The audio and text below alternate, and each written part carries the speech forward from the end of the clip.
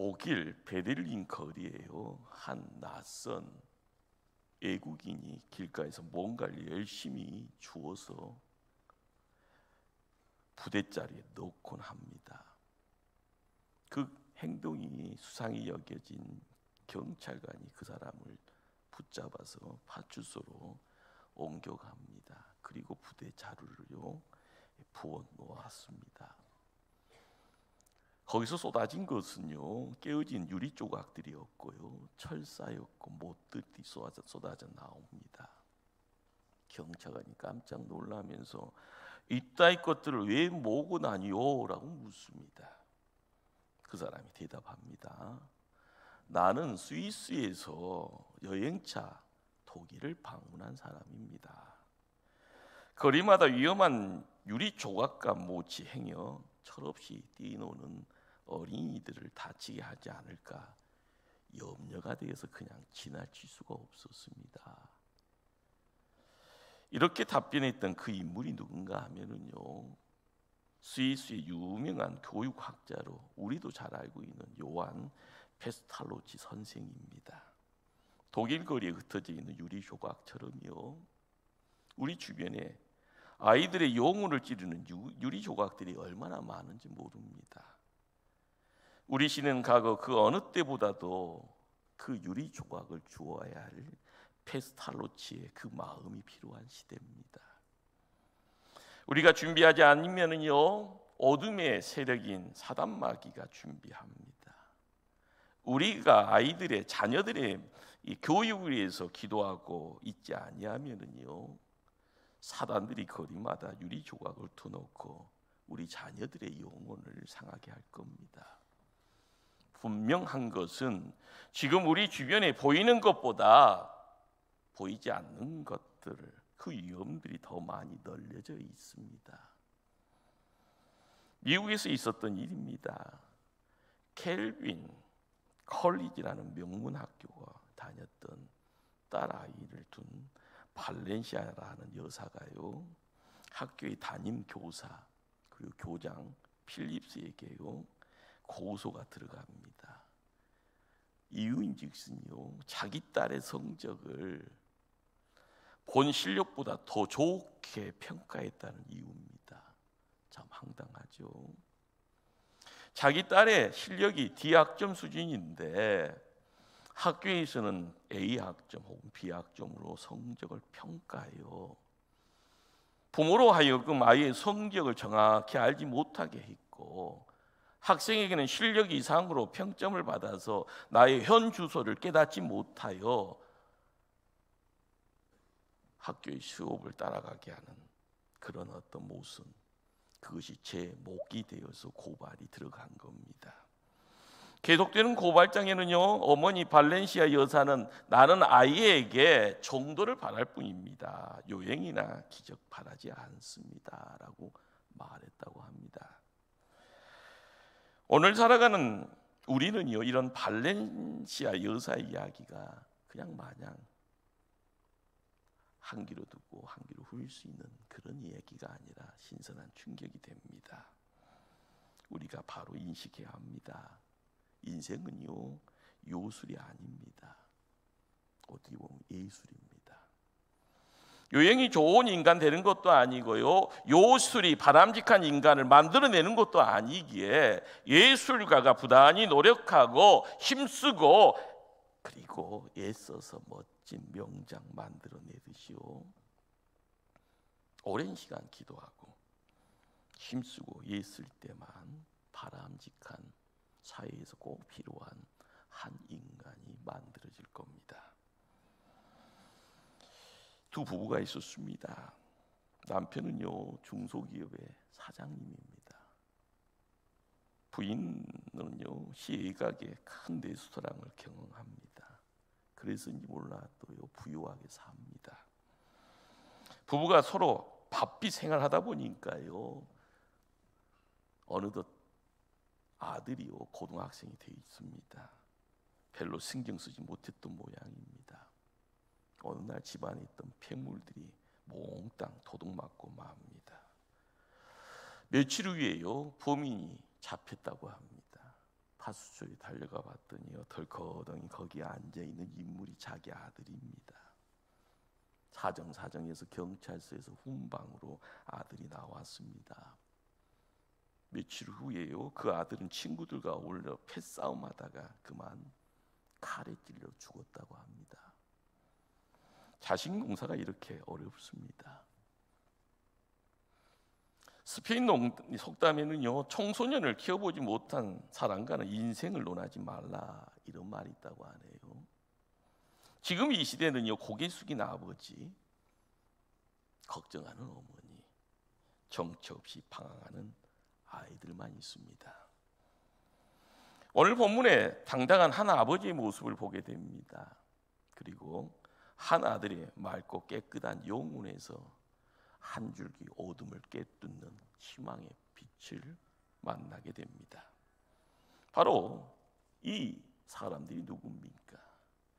믿음의 조상으로 이야기되어지는 아브라함, 그리고 그 아브라함의 아들은 이삭입니다. 본문의 아브라함은 75세 때 만난 하나님의 약속을 믿지 못합니다. 그래서 여종 하갈을 통하여 아들 이스마엘을 얻습니다. 그리고 고생 끝에요, 100세입니다. 약속의 아들 이삭을 얻게 됩니다. 이삭은요, 육정의 아들입니다.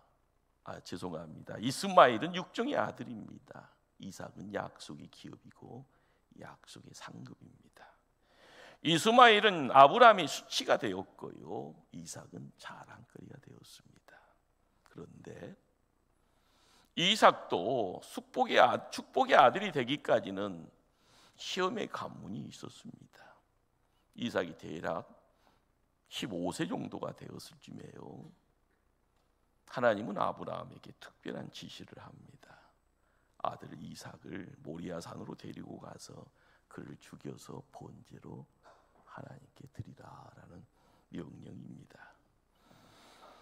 아브라함은 이젠껏 짐승 들여서 번제 드렸건만 짐승 대신 아들을 하나님께 번제를 드리라는 하나님의 명령, 불합리하는 것 느낍니다. 이해할 수 없습니다. 그러나 즉각 순종합니다. 모리아산에 올라가 이삭을 묶고 놓았습니다. 그리고 칼로 내리치는 순간에 하늘에 하나님의 음성이 들렸습니다. 창세기 22장 12절 하나님 말씀입니다. 그 아이에게 내 손을 대지 말라. 그에게 아무 일도 하지 말라. 내가 내 아들, 내 독자까지도 내게 아끼지 아니하였으니 내가 이제야 너가 하나님을 경외한 줄을 아노라. 그리고 계속하여 아버지 아브라함과 아들 이삭을 축복해 줍니다. 16절로 18절의 말씀입니다. 내가 이같이 행하여 내 아들 내 독자도 아끼지 아니하였은즉 내가 내게 큰 복을 주고 내 씨로 크게 번성하여 하늘의 별과 같고 바닷가의 모래와 같게 하리니 내 씨가 그 대적의 성문을 차지하리라. 또 내 씨로 말미암아 천한 만민이 복을 받으리니 이는 내가 나의 말을 준행하였음이니라.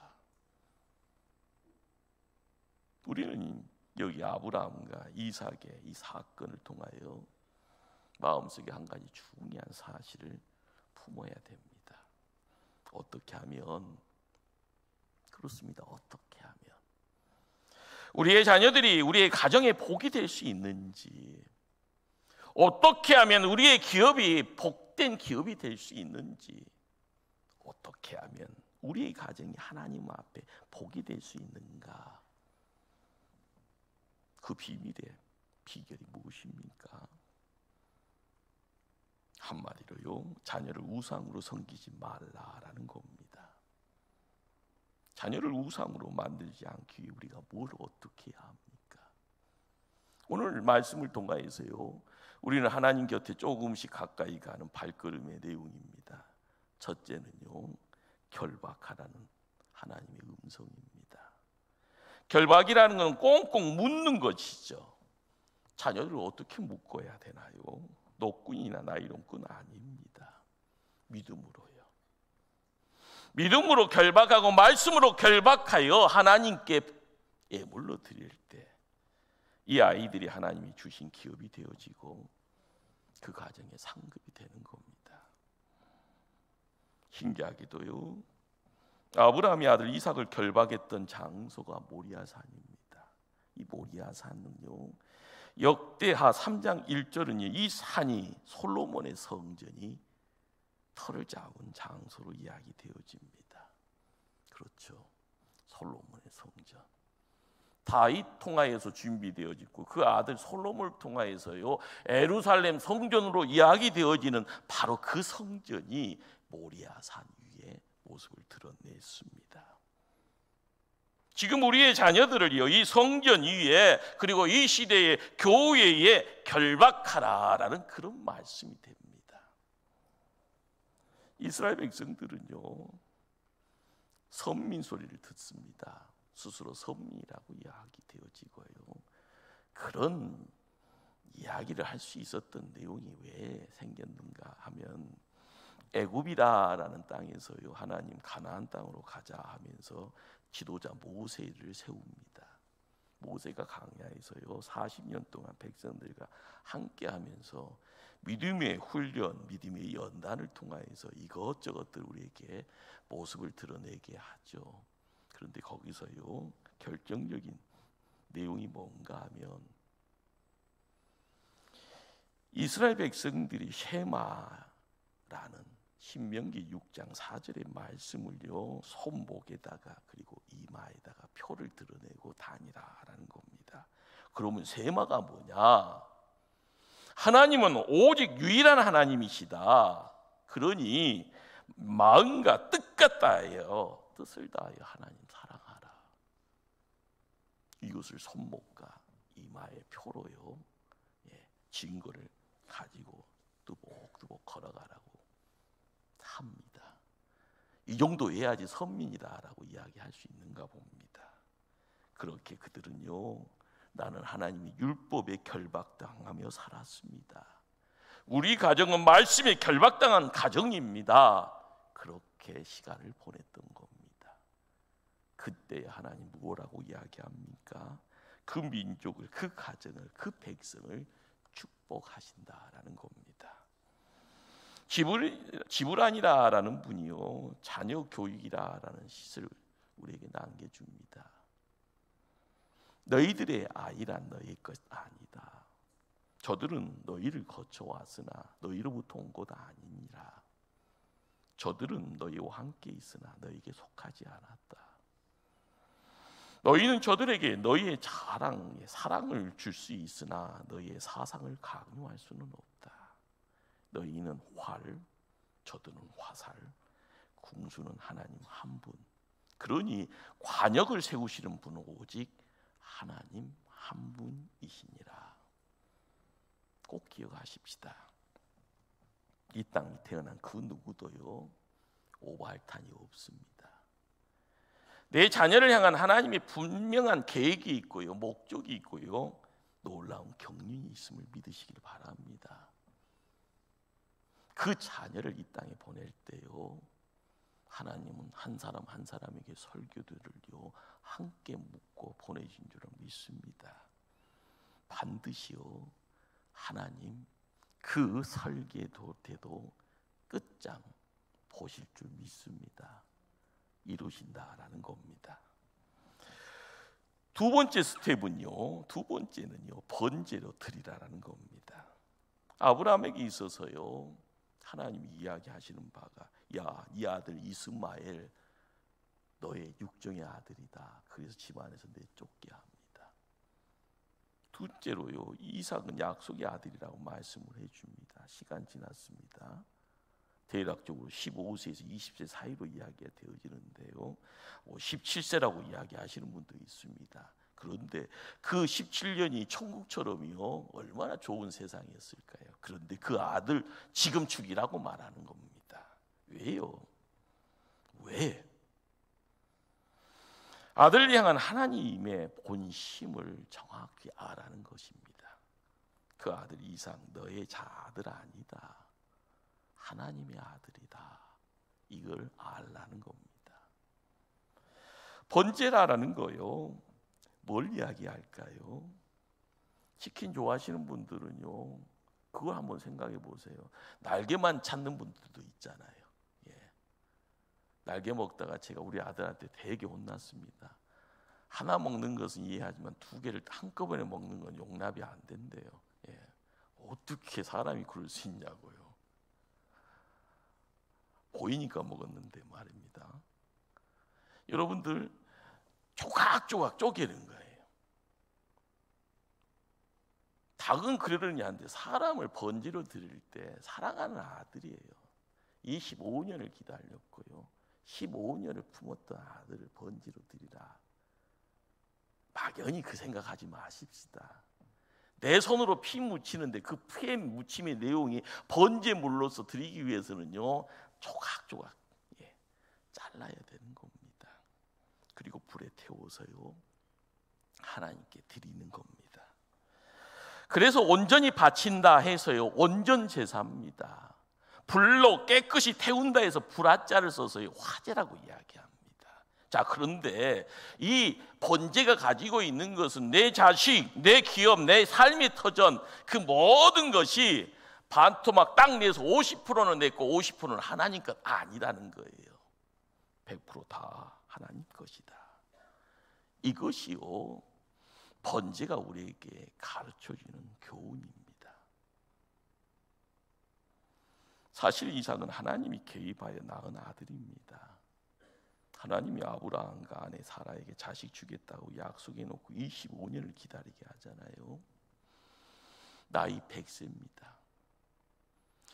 사라는 생리도 끝나버렸고요, 100세 된 노인이 무슨 기력이 있겠습니까? 그런데 아들 이삭을 주신 겁니다. 이 아들 내가 낳을 수 있어서 낳은 아들이 아니다라는 거죠. 뭡니까? 하나님이 주셨다라는 거예요. 아무리 소중한 자식이라 할지언정요, 복의 기업이 돼야지 무상되어서는 안 된다 말씀합니다. 바로 이것이 바로 번제 사건에서 우리가 만나게 된 하나님의 교훈입니다.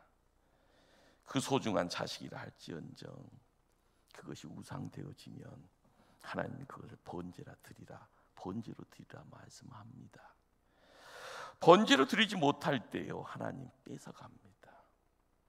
명심하시길 바랍니다. 뺏어갑니다. 하나님은 영광을 누구에게도 빼앗기지 않습니다. 그러므로 너의 아들 이삭을 번제로 드리라 명령합니다. 세 번째로요, 우상으로 조각하지 말라. 우리는 흔히 자식을 양육하면서요, 부모 입맛 따라서 조각해 갑니다. 그걸 교육이라고 착각합니다. 그러다 보니까 세상의 엄마들이 단체로요, 그렇습니다. 단체입니다. 단체. 자신의 구미와 취향에 따라 조각하려고 합니다. 그때부터입니다. 불행의 씨앗이요, 그 가정을 망가지게 합니다. 오늘 말씀이에요. 그 아이에게 내 손 대지 말라. 이제는 내 아들이 아니다. 손대지 말라라고 이야기합니다. 우리는 내 생각으로요, 우리 아이니까 손댈 때가 있습니다.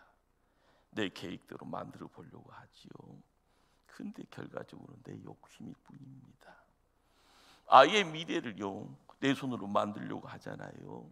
근데 하나님 그 자리에서요, 그러면 안 돼라고 크게 외칩니다.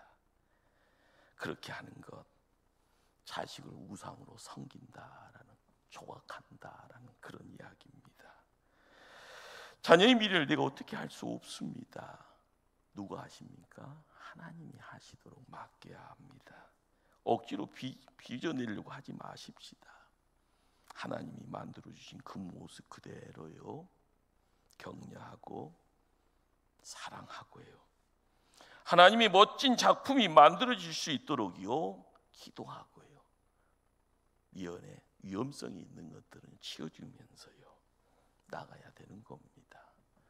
하나님이 손대야 될 것이요, 인간인 내가 부모라고 손대므로써 하나님의 계획이 옳이요 무너뜨릴 수 있다라는 위험성 깨달아야 합니다.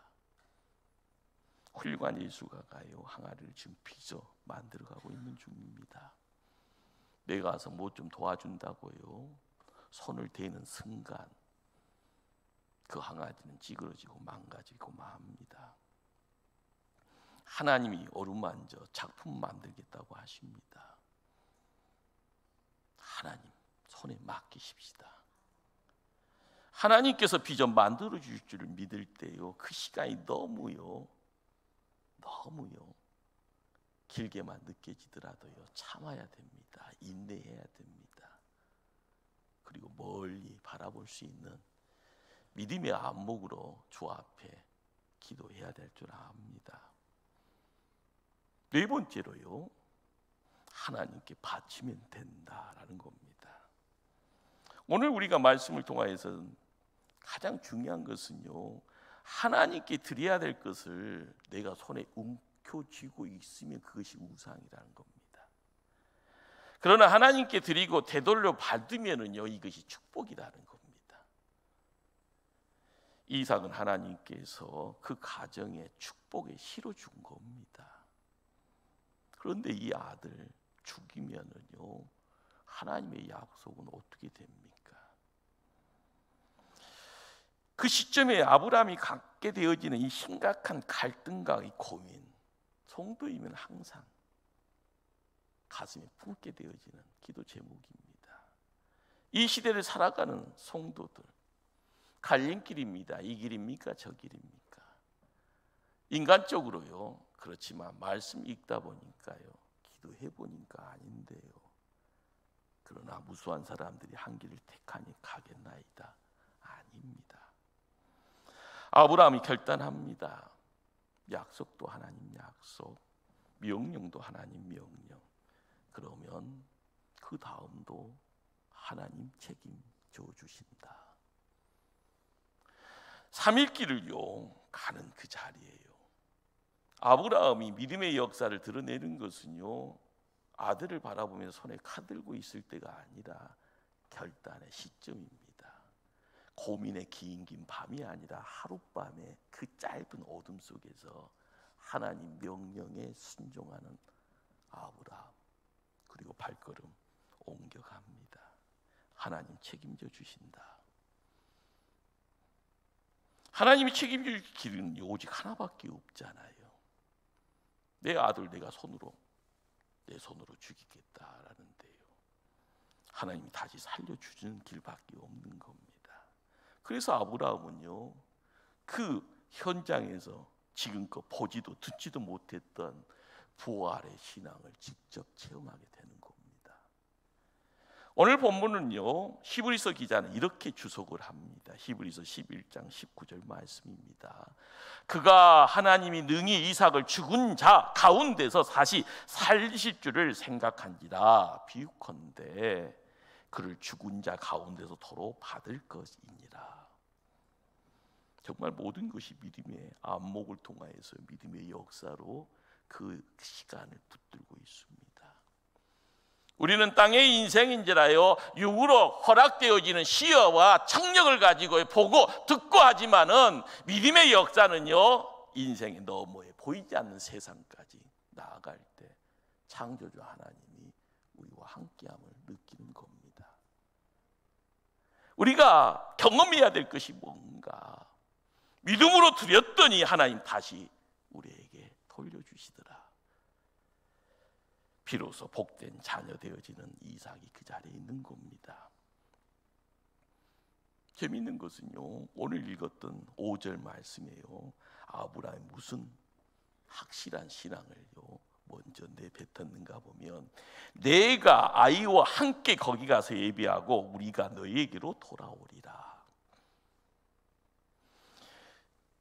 발걸음 옮길 때요, 하나님께 번제를 드린다 했을 때는요, 내 손으로 내 아들 죽여야 되는데 내려올 때 똑같이 우리가 다시 돌아오리라 이야기합니다. 그렇습니다. 둘이 올라갈 때는 분명히 하나를 죽여야 되는데 내려올 때도 둘이 함께 내려오리라. 성경에서 처음으로 이 부활을 신뢰하는 신앙을 우리는 거기서 만나게 됩니다. 이게 얼마나 놀라운 신앙입니까? 우리는 하나님 앞에 송두리째 뭔가를 바치고요, 다시 돌려받는 축복의 신비를 알아야 합니다. 내가 소중히 여겼던 그 재물 내 거니까 줄 수 없다고요. 하나님께 바칠 수 없다고요. 그렇게 아웅다웅할 필요 없습니다. 하나님께 바친 다음 하나님으로부터 다시 받는 축복의 재물이 여러분에게는 있습니까? 자녀를 하나님께 바친 다음 하나님으로부터 다시 받은 축복의 자녀가 여러분에게 있습니까? 아브라함이요, 아들 이삭을 결박하여 번제를 드린 다음 다시 돌려받는 그 놀라운 그 장엄의 장면에 우리가 한번 시야를 바라봐야 될 줄 압니다. 충격이잖아요. 결박되어서 묶여져 있습니다. 아버지는 손에 칼을 들고 내리치려고 합니다. 위기 상황이죠. 이제는 나 죽는구나. 아버지는 아버지대로요, 그 고통의 자리입니다. 그러나 아들은 아들대로요, 고통이 있는 거예요. 이렇게 무력하게 죽을 수밖에 없는 아들의 모습. 그러나 더 한번 묵상하시길 바랍니다. 아버지의 순종의 길을요, 아들이 묵묵히 따라가며 묶임받았다, 결박되었다. 그리고 그 죽음을요, 순종함으로 그냥 온몸으로 받아들이고 있는 그 아들 이삭이 거기 있는 겁니다. 평생 지울 수 없는 시간이고요, 평생에 어떤 것보다 더 강력한 임팩트 있는 충격이 바로 거기 있는 겁니다. 그렇지만 그것 때문에 세상 사는 겁니다. 우리가 이 시대를 살아가면서 시시때때로 인생에 시련 오잖아요. 아픔이 오잖아요. 고난도 반드시 오는데요. 그러나 문제가 있을 때마다 당당함으로 믿음으로요, 기도로 해결했던 우리 아버지, 인자함을 통하여서 무릎으로 눈물을 했던 우리 어머니, 그 모습을 통하여서 자녀들의 가슴 속에 믿음의 씨앗이요 묻혀져 있다 하면은 그 씨앗이요 시간 지나면 썩어질지언정 그 썩어짐의 내용이 하나님의 손길에 의해서요 그 나무 되어져 웅장함을 드러냈을 때요 가지를 통하여서 무성함이 때가 되어지면 열매 되어져 주렁주렁 맺어지는 겁니다. 내가 하는 것 아니잖아요. 하나님이 하시는데, 하나님의 은혜 속에서요, 하나님의 말씀의 역사가요, 기도 속에 눈물 속에서 한 가정을 지켜나갈 때 하나님 울타리가 됩니다. 하나님은 복의 근원이 됩니다. 하나님의 은혜 속에 능력이 있으면 세상의 어떤 것들을 바라보면서 넉넉하게요 이겨 승리함을 우리는 경험하게 됩니다. 오래전의 인물입니다. 존 노크라고요, 계명주의 쪽에서 활동했던 인물인데요, 이분은 이제 교육학의 이론 중에 백지설이라는 것을 우리에게 소개해 줍니다. 무슨 내용인가 하면은 어린아이의 마음은 아무것이 쓰여지지 않은 백지장과 같다라는 겁니다. 맞는 말씀인 것 같습니다. 부모가요 자녀에게 어떤 그림을 그리느냐에 따라서 자녀의 미래가 결정됩니다. 자녀들의 심령의 밭이 굳어지기 전에 우리가 반드시 해야 될 것이 있습니다. 내게 맡겨진 복된 기업에 그 영혼이 굳어지기 전에 반드시 해야 될 것이 있습니다. 사단이 어린아이의 영혼의 잘못된 가치관, 어둠의 내용들, 사악한 것, 추한 것들을요 남기기 전에 우리가 먼저 해야 될 것이 있습니다. 사랑하는 성도님들, 다음 세대의 주인공이 여러분의 자녀고 여러분의 손주입니다. 그들에게 뭘 남겨야 합니까? 내가 믿음 생활하면서요 시간들이 이 자리에 앉아있는 이 시간에 가장 중요한 것은 나의 육신의 건강이 아니라 내 속에 있어야 돼. 예수 그리스도. 그분은 나에게 십자가로요, 그분의 사랑의 내용을 통하여 제 문제를 해결해 주시고요, 그분은 빈 무덤을 통하여 예수님 3일 만나 죽음의 문을 박차고 승리했다, 부활의 내용으로 우리의 삶의 생명을 이야기해 줍니다. 그것도 영원한 생명이요.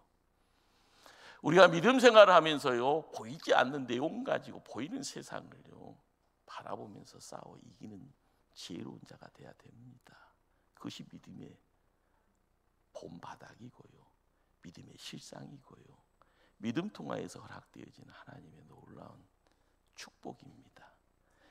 항상 그 사랑의 흔적이 나에게 있다 하면은요, 그것을 내 자녀에게, 내 손주들에게 흘러갈 수 있도록 우리가 힘써야 됩니다. 힘들더라도 땀 흘려가면서요, 눈물 흘려가면서라도 그 흔적 남겨질 때 이 땅에 하나님 나라는 더 왕성해질 줄 믿습니다. 여러분의 가정이요 믿음의 가문 되어져 하늘의 복이 자리 지켜가기를 간절히 주님 이름으로 축원합니다. 기도하십니다.